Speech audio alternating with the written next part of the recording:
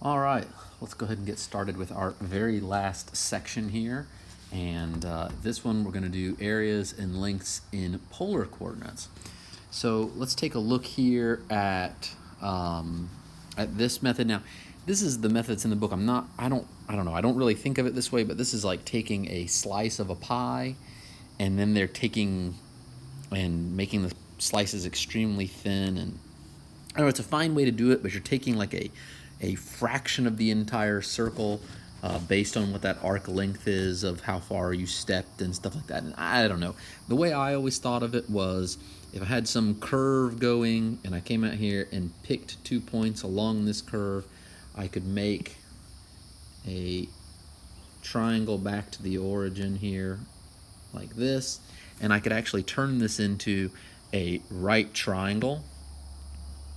And when I looked at this, what I could say was, this is some angle or some delta theta change in angle from, what this was theta 1 and this was theta 2. And so my delta theta was the difference between those. So it's how much of an angle I changed right through there. And I knew I was going to do that. So let's do it this way. Let's just get it around that way. Sorry. And so when I look at that, I can have this little part over here, this little curve on this part is going to be S, and S is equal to R d theta. So if this is my radius, then this will be S equals R delta theta, like that, and that's going to be the length of it. And so then I think, well, what's the area of this triangle? And the area of a triangle is 1/2. So the area of that triangle is 1/2 base times height. And in this case, the base is R and the height is S. Right? Essentially, that S is pretty much the same as that little height there for the curve, especially once we take this limit that goes in. And so S is equal to R delta theta. And then that's what our little area segment is going to be. Area is going to be 1/2 R squared delta theta. And this is our little bit of area. And then what we're going to want to do is turn that into an area element by taking the limit that we're going toward a tiny, tiny d theta step rather than a delta theta step. And so that's essentially what we get right there is our area element. That one doesn't look good. Right there, our 1/2 R squared d theta. And that just comes from the arc length. So whichever way you want to think of it is fine. You get the same thing.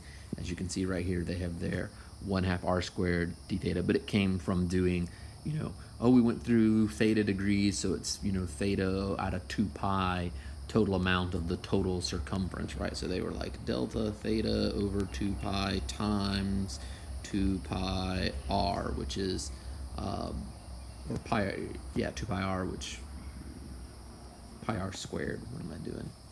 Pi r squared is the area of a circle. And so they end up going through and getting that kind of thing. The pi's cancel. You have the 1/2 r squared delta theta there. So similar kind of thing, but I don't know. I always thought of it this other way. So anyway, area of the fan-shaped region. We can say between the origin and the curve, or the area of our little right triangle as well.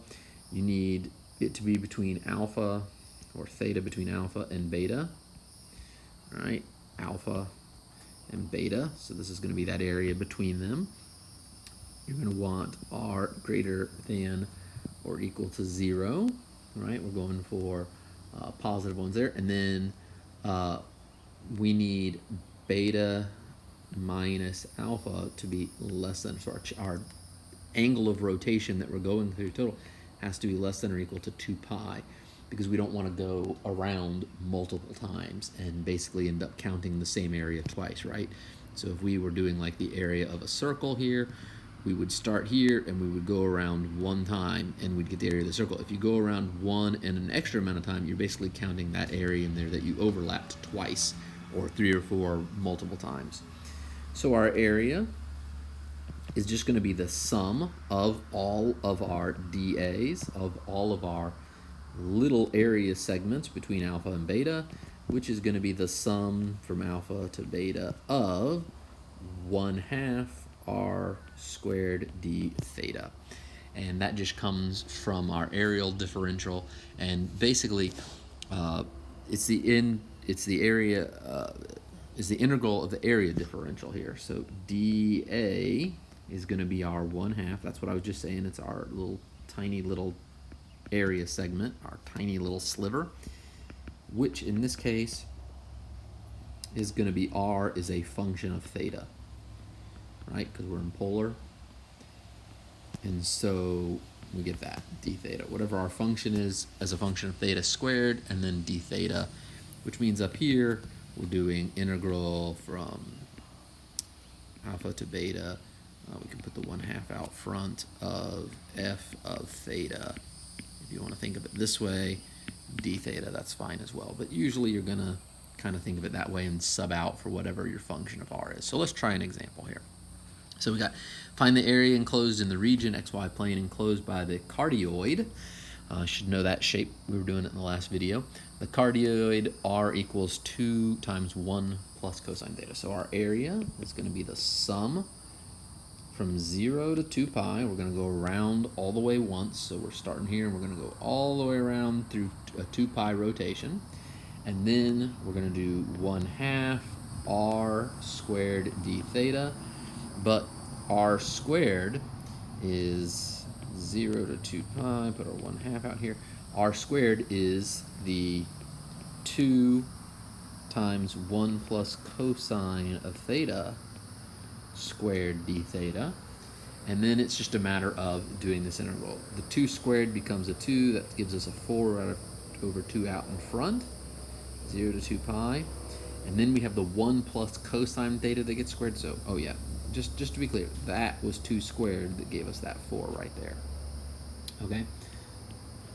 So now we square this, so 1 times 1 gives us 1, and then we're going to get a 2 cosine of theta, and then we're going to get a cosine squared of theta, and then a d theta. So this is what we're integrating right there. And we can go through and do these integrals. So 4 over 2 is 2, integral 0 to 2 pi. And then we've got 1 plus 2 cosine of theta. And then this one, we want to do a little sub. It's 1 plus cosine 2 theta, right? Get rid of that squared over 2. And then d theta. And so this is what we're integrating now. And they're all separated. So we can go ahead and do this. This is 2 times integral of 1 is theta plus cosine. 2 cosine is going to be 2 sine of theta because the derivative sine is cosine. Then we have a 1/2 here, so we'll end up, we have this 1/2 right there we're integrating, which will give us theta over 2. And then we have to integrate the 1/2 cosine of 2 theta, which will give us 1/2 sine of 2 theta. We're doing our chain rule in reverse over 2, because what would the derivative of what using the chain rule would give us that, so we put that over 2. 0 to 2 pi, and now it's just a matter of going through and evaluating all this. So 2 times, and then we can start plugging in our first stuff. So first thing we're plugging in is 2 pi, so 2 pi plus 2 sine of 2 pi. And remember, sine of 2 pi, that's just going to be 0, so that's going to go away. Plus 2 pi over 2 plus 1/2 sine of 2 theta, so it's 2 times 2 pi. So this is 1/2 sine of 2 times 2 pi, like that, over 2. But sine of 4 pi is still just 0, so that whole thing is still just a 0. Minus, and now we're plugging in zeros, so 0, sine of 0 is 0, 0 over 2 is 0, and then sine of 2 times 0 is still sine of 0, so 0. So a whole bunch of zeros on that side. And so what we'll end up with is just 2 pi plus pi, so this is 2 times 3 pi, which is just going to be 6 pi. Okay? And there's our answer for it. So just a matter of doing a little bit of little bit of fun old integrals. All right, next, area between curves. I'm imagining you can figure this one out mostly on your own, but it's basically going to be the area of the outer. Does outer have two t's or one? I don't know. That doesn't look right. Is it one? Outer minus the inner area, right? And so that's going to be integral from alpha to beta of 1/2 r2 squared, where this is r2 up here, the outer one, r2 squared d theta, minus integral from alpha to beta 1/2 r1 squared d theta. Okay, so just do the outer integral and subtract off the inner area. Pretty common by this point in your math careers, alpha to beta, and we can combine these two together, basically factor out the stuff, combine, and we're going to end up with r2 squared minus r1 squared d theta, or you can just do that. Either way that you prefer, it's the difference between the two. So essentially, if we're looking at any little part here, we're taking just this as our radius distance, and we're looking at that little triangle, and then that works just fine. So feel free to go ahead and just, you can do it that way, either way. Okay, so let's take a look at this example. Now for this example, I think I'm gonna go ahead and just tell you, you should end up with an answer, and then I'm gonna let you try it, but you're basically just, well, maybe I'll set it up just for you, but you can do the integral. You should practice, and I'll put it in the notes at the end so you can take a look. But the area is going to be from negative pi over 2 to pi over 2. So we're finding the area of the region, I forgot I didn't read this, that lies inside the circle r equals 1, and outside the cardioid r equals 1 minus cosine. And so here we are going to want to worry about being between, notice the only place they overlap is between negative pi over 2 to pi over 2.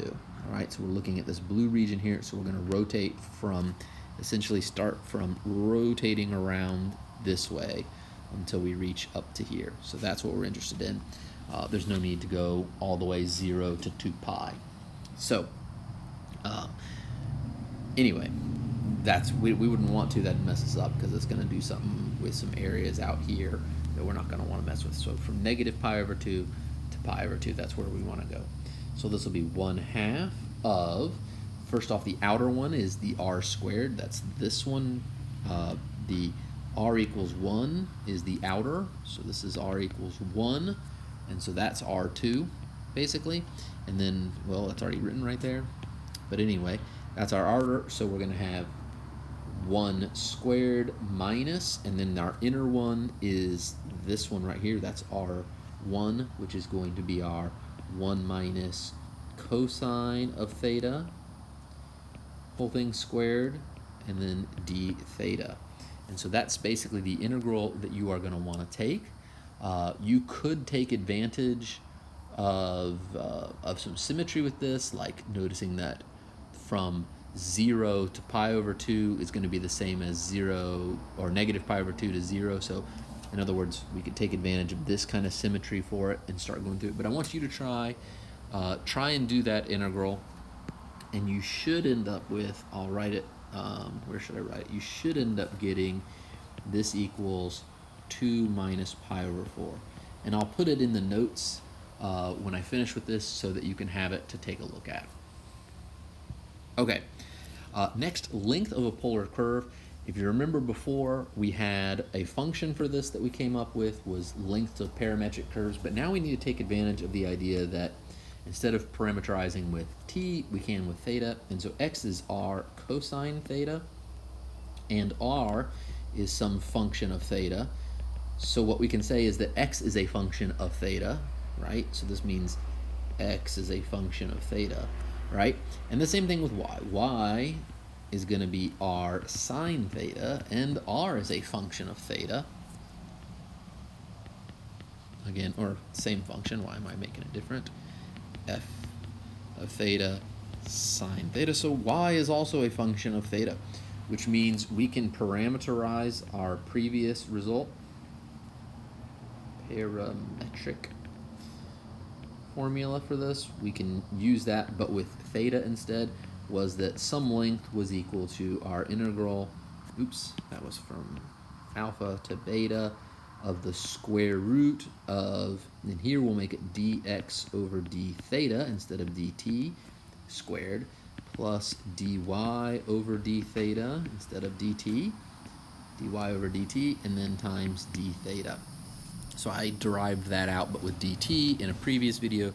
So you could do the same thing, dx squared plus dy squared square rooted, multiply it by d theta over d theta, distribute the denominator in, and you'll get the same thing. I'm not gonna bore you with this next thing, but we can basically do some algebra and some calculus and some stuff, and we can ultimately come up with here, our final version, integral alpha to beta. And I know I usually derive these things out for you, but I feel like these videos are getting long. So dr d theta, and then squared, and then d theta. And so that's the one that we're going to want to use going forward. So let's try an example of this. All right, find the length of the cardioid. Getting used to this thing. 1 minus cosine theta. And so we're going to do L equals, and we're going to do our integral from alpha to beta, square root r squared plus dr d theta squared, and then d theta. And so r is 1 minus cosine theta, so that's r. And then we need to figure out then, so r is 1 minus cosine theta, which tells us r squared is just 1 minus cosine theta squared. And then we also need dr d theta. And dr d theta, well, derivative of 1 is 0, derivative of cosine is negative sign, so it's negative sign, which is just sine of theta. Okay? So we can go through and start this integral. I'm just going to go ahead and put r squared plus dr d theta. But let's figure out what that is instead of writing all our integral signs out a whole bunch. So this is going to be 1 minus cosine theta squared times plus sine squared theta, and then we can make that equal to 1 minus 2 cosine theta plus cosine squared theta plus our sine squared theta. So just using trig for that one, sine squared theta equals 1 minus cosine 2 theta over 2. And so that gives us the 2 sine squared theta equals 1 minus cosine 2 theta, which means that we can swap that out for theta with like an x or something, let theta equal x over 2, or instead of x over 2, how about let theta equal phi over 2, so we'll keep it in the Greek letters for our angle stuff here, and that's going to just equal 1 minus cosine of phi then. Okay, and so that's what we have. That's basically what I was doing for that substitution up there. And so now this part right here is going to equal 1, and so we'll have 1 minus 2 cosine theta plus 1, which is 2 minus 2 cosine theta, which is 2 times 1 minus cosine of theta. Okay, and so now we can actually start working on this L integral, and now we're integrating from 0 to 2 pi. We're going all the way around the whole thing. We could go halfway around and double it, but we'll go the whole way around. And square root of 2 times 1 minus cosine of theta, d theta. And 1 minus cosine of theta is our 2 sine there, the one we just found. And so this will become integral 0 to 2 pi square root of 2 times 2 sine squared theta over 2, and then d theta, and then square root of something squared. We have 2 times 2, we have a 4, and so 0 to 2 pi. So when we take that square root, we'll get 2, and we'll have the absolute value of sine of theta over 2, and then d theta, and then that's just going to be integral 0 to 2 pi of 2 times sine theta over 2, okay, d theta, and then this will become, we actually go ahead and take the integral now, 2 times 2 times negative cosine of theta over 2, evaluated from 0 to 2 pi. Running out of room down there at the bottom, so we'll go sideways. So this will be plugging this stuff in. You can bring that negative out in front. We'll have negative 4 times the cosine of 2 pi over 2, which will be cosine of pi, and then minus the cosine of 0 over 2, which is just cosine of 0. And so this ends up being negative 4 times cosine of pi is negative 1, cosine of 0 is negative 1, so minus 1. So this will be negative 4 times negative 2, 8, right there. Okay? And that's pretty much it for this section. Hopefully that wasn't too bad. And again, that one that I skipped over, try it, and I'll put the actual work in the notes for you to look at. All right, that's all.